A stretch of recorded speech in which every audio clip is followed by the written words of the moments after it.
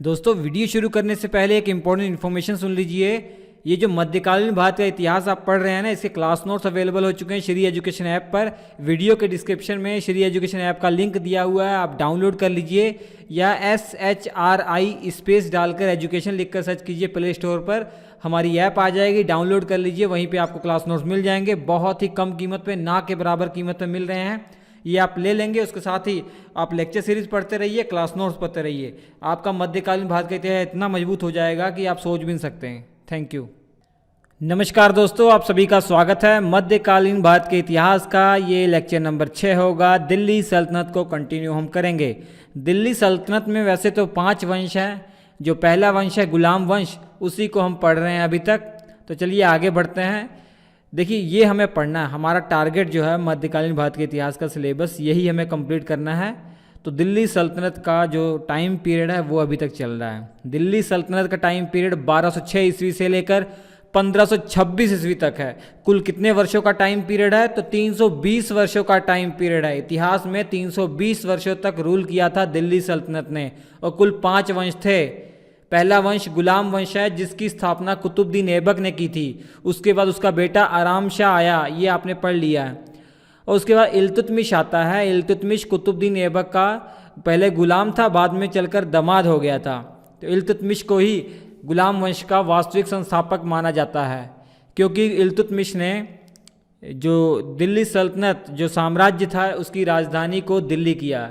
इससे पहले जो राजधानी थी वो लाहौर थी। लाहौर को राजधानी कुतुबुद्दीन ऐबक ने बनाया था, जबकि दिल्ली को राजधानी इल्तुतमिश ने बनाया था। यही मुख्य कारण है कि इल्तुतमिश को वास्तविक संस्थापक माना जाता है। अब इल्तुतमिश की मृत्यु जब हो जाती है तो उसके बाद जो शासक बनता है रुकनुद्दीन फिरोज शाह। ठीक है, इल्तुतमिश का एक जो सबसे बड़ा पुत्र था, अगर आपको याद हो पहले हमने बता दिया है, 1229 ईस्वी में 1229 AD में उसकी मृत्यु हो गई थी। 1229 ईस्वी में उसकी मृत्यु हो गई थी। उसका नाम भी आपको याद होना चाहिए, नासिरुद्दीन महमूद। उसका नाम क्या था? नासिरुद्दीन महमूद। उसकी मृत्यु जब हो जाती है तो जो इल्तुतमिश था उसने उसकी कब्र पर एक मकबरा बनवाया था। उस मकबरे का नाम है सुल्तानगढ़ी मकबरा। भारत का वो पहला मकबरा है। भारत का पहला मकबरा किसने बनवाया था? इल्तुतमिश ने बनवाया था। और जो मकबरा है किसी की कब्र पर बनता है, वो किसकी कब्र थी?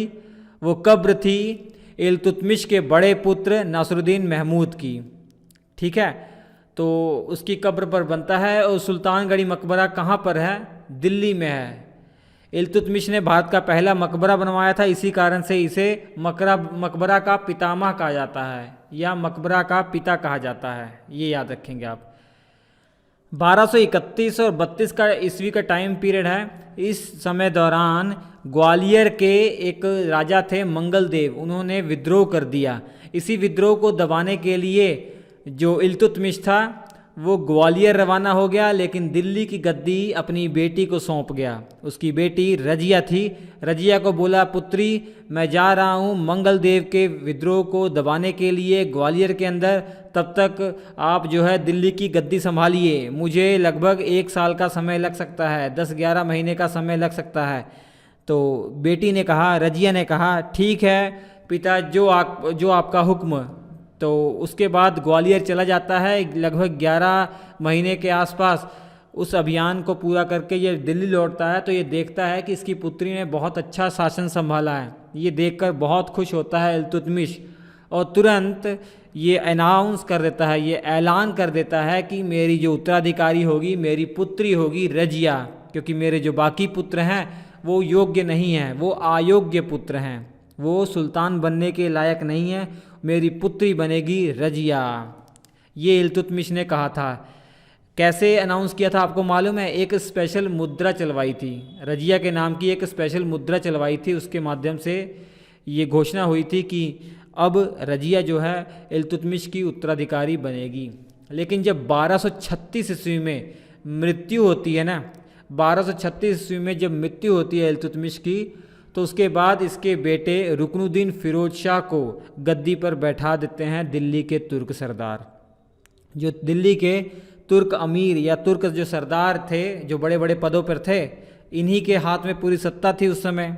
ये जो एक कह सकते हैं ना, एक डायलॉग है, किंग मेकर का काम करते थे। किसी को गद्दी से वो हटा सकते थे, किसी को गद्दी पे बैठा सकते थे, इतनी पावर थी। बलबन का जब टाइम पीरियड आगे आएगा तो इनको जो है कंट्रोल में किया जाएगा, लेकिन अब तक जो दिल्ली के तुर्क सरदार थे, दिल्ली के या तुर्क अमीर कहा जाए, इन्हीं के हाथों में मेन पावर हुआ करती थी। तो इल्तुतमिश की मृत्यु के बाद 1236 ईस्वी में रुकनुद्दीन फिरोज शाह को गद्दी पर बैठा दिया जाता है।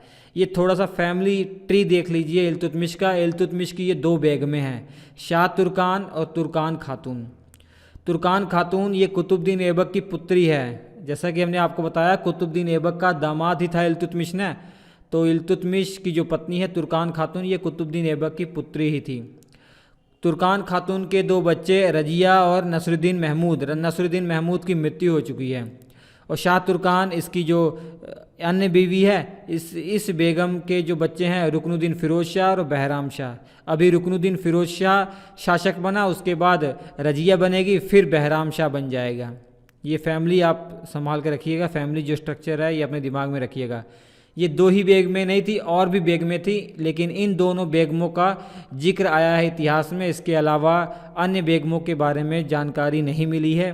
तो ये बेगमें, ये बच्चों के बारे में जानकारी मिली है। अन्य बच्चे भी हैं, लेकिन उनके बारे में इतिहास में उतनी जानकारी नहीं मिल पाई है। ठीक है, देखिए, जो रुकनुद्दीन फिरोज शाह गद्दी पर बैठा तो दिया, ये योग्य बिल्कुल नहीं था, बिल्कुल एक तरीके से बेकार आप समझ सकते हैं।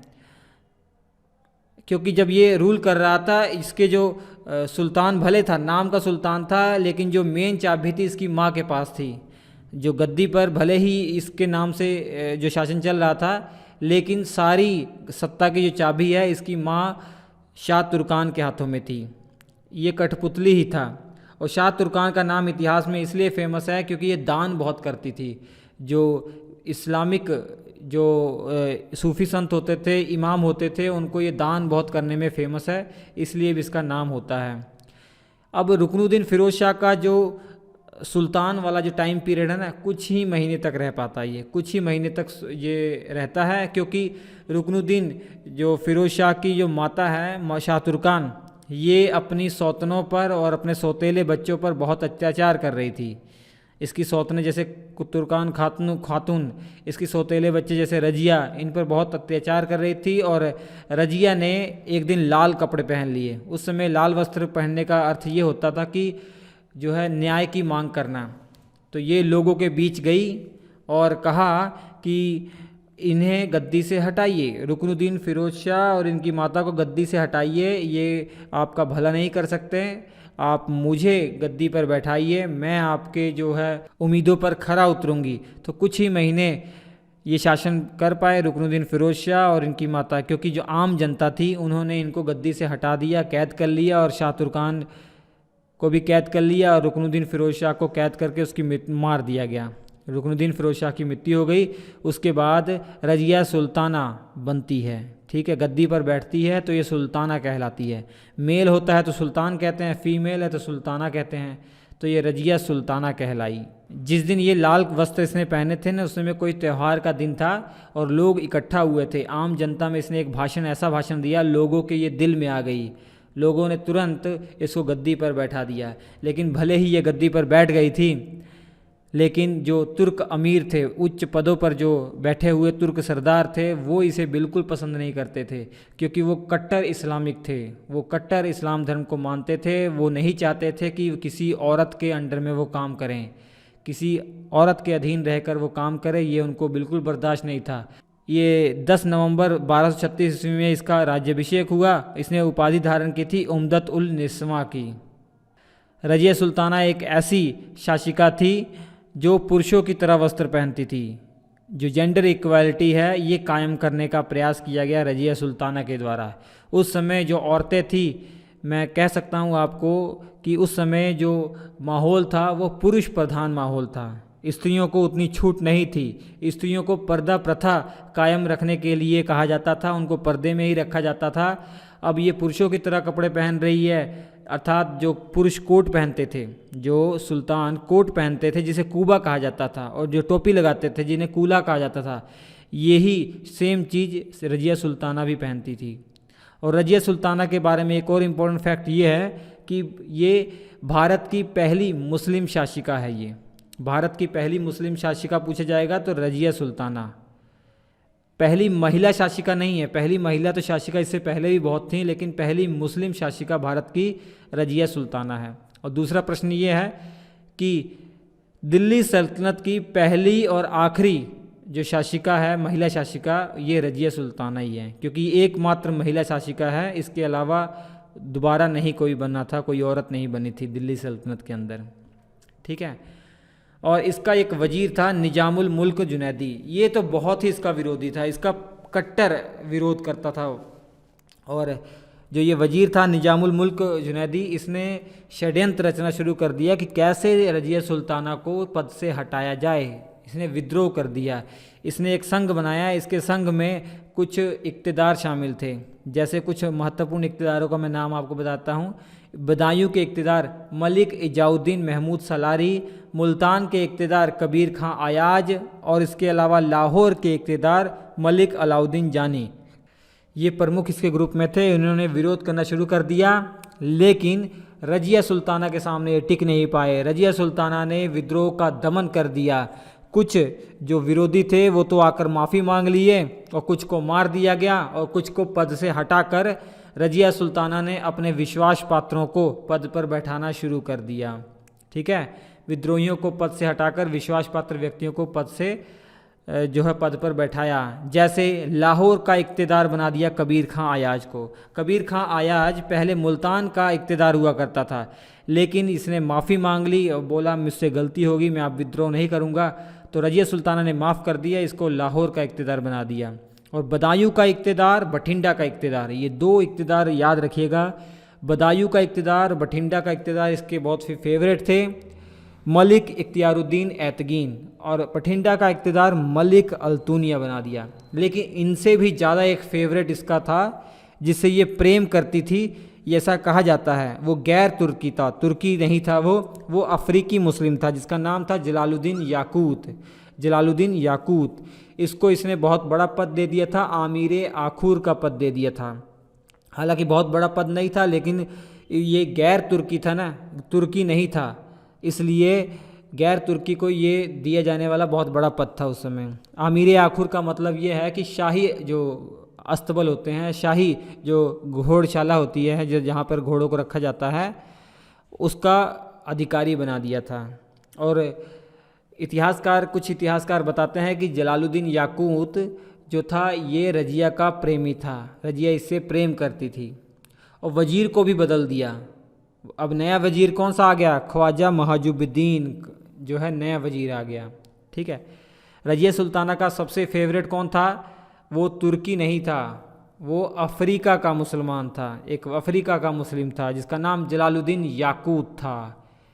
कई इतिहासकार बताते हैं ये इसका प्रेमी नहीं था। इसको बदनाम करने के लिए जो तुर्क सरदार थे, तुर्क अमीर थे, उन्होंने षड्यंत्र रचना, अफवाह फैलाई ताकि ये बदनाम कर सकें, इसको पद से हटा सकें।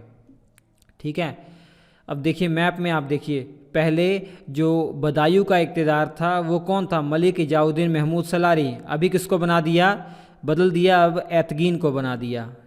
लाहौर का इक़्तिदार जो पहले था वो मलिक अलाउद्दीन जानी था, उसको मरवा दिया, उसकी मृत्यु हो गई। और जो मुल्तान का इक़्तिदार कबीर खां आयाज था, इसको अब लाहौर का इक़्तिदार बना दिया। और बठिंडा का नया इक़्तिदार आ गया मलिक अल्तूनिया।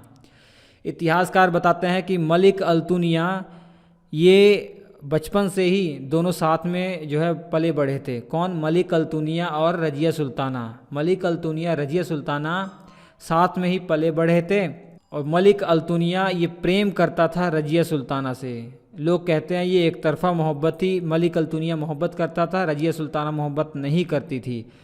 और जब ये अफवाह बठिंडा तक फैल गई, अर्थात मलिक अल्तूनिया के कानों में पहुंची कि जलालुद्दीन याकूत से प्यार करने लगी है रजिया सुल्ताना, तो बताइए कैसे बर्दाश्त कर पाएगा अल्तूनिया। तो अल्तूनिया ने बहुत बड़े जो है षड्यंत्र रचा बहराम शाह के साथ मिलकर। बहराम शाह जो रजिया सुल्ताना का मुंह बोला भाई ही था, सौतेला भाई कह सकते हैं, जो आगे चलकर शासक बनने वाला है। बहराम शाह भी इल्तुतमिश का ही पुत्र था। तो बहराम शाह के साथ मिलकर अल्तुनिया ने षड्यंत्र रचा और विद्रोह कर दिया, भटिंडा में विद्रोह कर दिया। भटिंडा और जो कह सकते हैं जो पंजाब वाला रीजन इसने स्वतंत्र घोषित कर दिया कि ये पंजाब वाला रीजन का स्वतंत्र शासक है।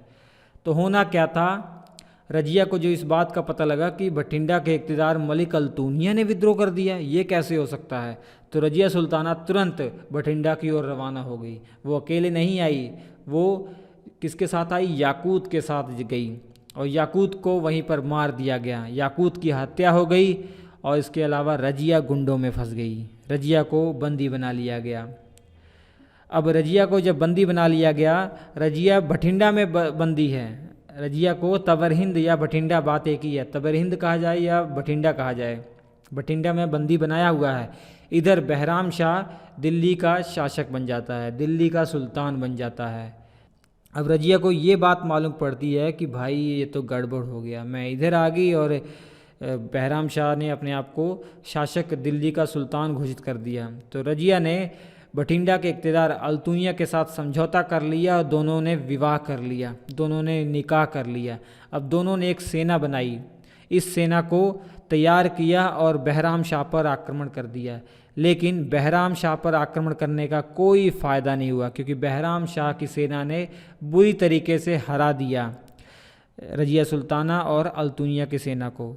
तो हार कर ये जब वापस आ रहे थे, हरियाणा के पास एक जगह है कैथल, हरियाणा के पास एक जगह है कैथल, वहीं पर कुछ गुंडों ने इनको मार दिया, कुछ जो आप कह सकते हैं डाकुओं ने इसकी हत्या कर दी 13 अक्टूबर 1240। अब इल्तुतमिश ने एक ग्रुप बनाया था 40 तुर्की सदस्यों का, चहलगना जिसे कहते हैं या चालीसा कहते हैं। ये इल्तुतमिश ने अपने फ़ायदे के लिए बनाया था, लेकिन और यही अब इसकी बेटी को ले बीते, क्योंकि जो चालीसा था, जो चालीसों का ग्रुप था, वैसे तो ये सुल्तान के लिए काम करता है, लेकिन ये रजिया सुल्तान के लिए काम नहीं किया, ये बहराम शाह के ही अंडर में काम किए। ये पहले ही बहराम शाह के अधीन आ गए थे, ये पहले से ही विद्रोह कर रहे थे। तो इस तरीके से रजिया सुल्ताना का काम तमाम हो गया। ये मैप में मैंने आपको बताया है कि लाहौर का इक़्तिदार और जो बदायूं का नया इक़्तिदार, भटिंडा का नया इक़्तिदार, ये है जो परिवर्तित कर दिए थे इसने, वो मैप में आपको दिखाया मैंने। तो ये रजिया सुल्ताना के बारे में संपूर्ण जानकारी है जो आपकी परीक्षा के लिए उपयोगी है। इसके बाद बहराम शाह आने वाला है। बहराम शाह अब शासक बन गया है, लेकिन 2 वर्ष तक ही रह पाएगा, 40 से 42 ईस्वी तक, 1240 से 42 तक ही वो शासन कर पाएगा। उसको भी हटा दिया जाएगा, तो उसके बाद अलाउद्दीन मसूद शाह आ जाएगा, ठीक है। तो इसके बाद नसरुद्दीन महमूद आएगा, और ये 3 तो इम्पोर्टेंट ज़्यादा नहीं है, फिर भी मैं आपको बताऊंगा, पढ़ाऊंगा, क्योंकि सीरियल वाइज आपका कुछ जो है एक लय ना टूटे। उसके बाद जो इम्पोर्टेंट है गयासुद्दीन बलबन आएगा, ठीक है। होप कोई डाउट होगा तो आप कमेंट करके पूछेंगे, मुझे तो नहीं लगता कोई डाउट होना चाहिए। चलिए हम आपसे मिलते हैं अगले एपिसोड में, तब तक के लिए नमस्कार।